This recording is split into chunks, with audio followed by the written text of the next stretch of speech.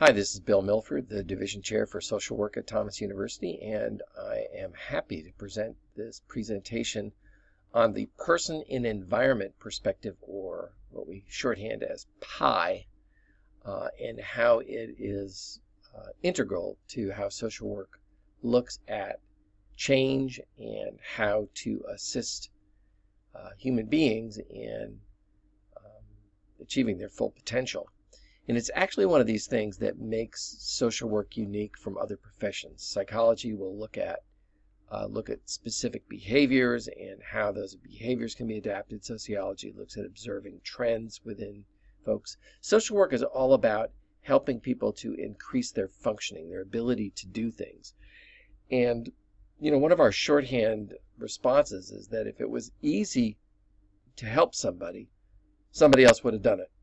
Or you would have done it for yourself, because most of the problems that we have in life, they're pretty straightforward. If you need to lose weight, if you need to quit smoking, if you need to increase satisfaction in your social relations, you kind of know what needs to be done. But the problem is just in doing it. And we have a very difficult time getting these things done. So social worker tries to take a unique way of looking at this in order to assist people. Because we know that folks of all kinds are out there seeking services, and that they have social networks around them that are all eager to assist them, but they're getting stuck, and when they're ending up with a social worker, we have to take a unique way of helping them.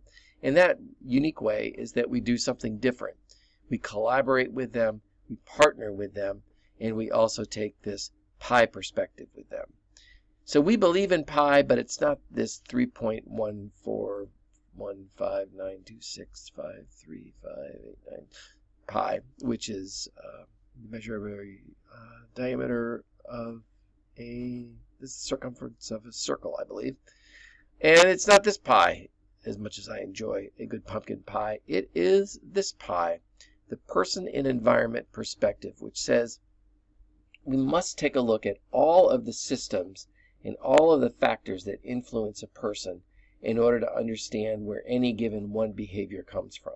That is, all behavior happens in context. It's not like we can take it out of there, and if we have somebody, a little kid who's angry and hitting people, we can't look at just the hitting as an isolated piece. What we need to look at is, where's the context? Where did that behavior come from? Where does it occur in?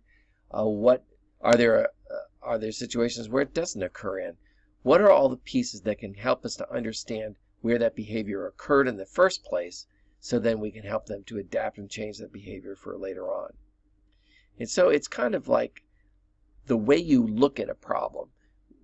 For some, for psychology, they may look at, well, what is an anger management issue that we can adapt for that kid?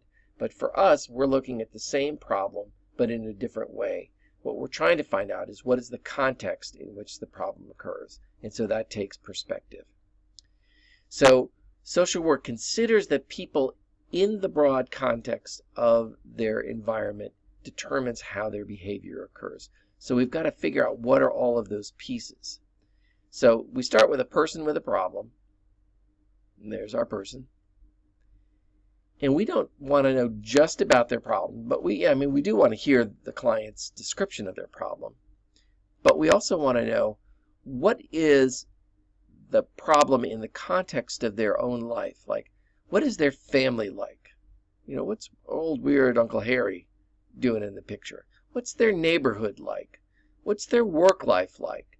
We want to collect all this data, because then we're going to be able to see their problem in the big picture, rather than just seeing it as a unique feature of it of itself. So for this kid who's violent, as these folks are showing with this elephant, they're just looking at one specific behavior and saying that that's the client. What we want to know, what is the whole client? Who are they? And then we'll get to know how that behavior is important in the context of their own life. So then we do this by doing a biopsychosocial interview with them. We try to see their home environment. We talk with family and friends and collateral contexts. And then we're starting to be able to draw up all of the stressors that the person has in their life. That might be money issues or work issues, or it could be that they're just sort of genetically or behaviorally wired to react in certain kinds of ways. We call those things stressors.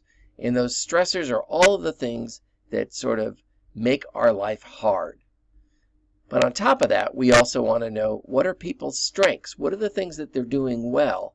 Because they might have coping skills, and they might have the family and friends who may be stressors are also family and friends who can provide social support.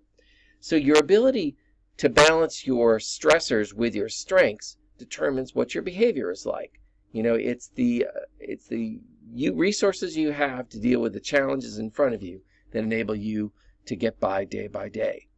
So one of our challenges is to see somebody in the context of both their strengths and their stressors and how their problem makes sense in that situation. And then we can start to help them move out of that situation. By knowing all of these various variables about someone, then we're able to craft a plan. And that plan is going to include trying to minimize the stressors and maximize the strengths. That is, what are the ways that we can make the stressors feel a little bit smaller?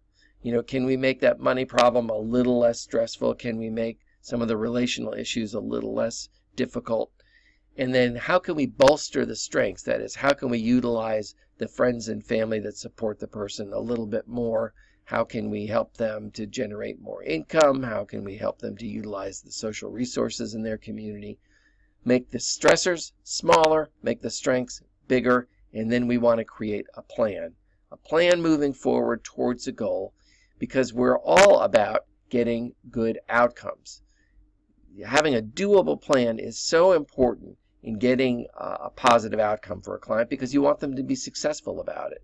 And the outcomes are what makes us different than other perspectives. And, you know, when we say if it was easy to help somebody, somebody else would have done it. Well, that's for sure. What we want to do is have a proven track record of helping people by getting them the outcome they want to achieve. We're looking for results. And when we get those results, we build up the confidence that our practice skills can further serve us to assist others and have more confidence in how we do all that. So to summarize, social workers are hard because of their unique ability to use this pie perspective to help them get good results for their clients. The person and environment perspective, seeing people in the context of their world, identifying their strengths and stressors, helping to minimize those stressors, maximize those strengths. All of those pieces help us to become successful practitioners of social work. Thanks very much, and I hope you enjoyed this little presentation about person and environment. Thanks.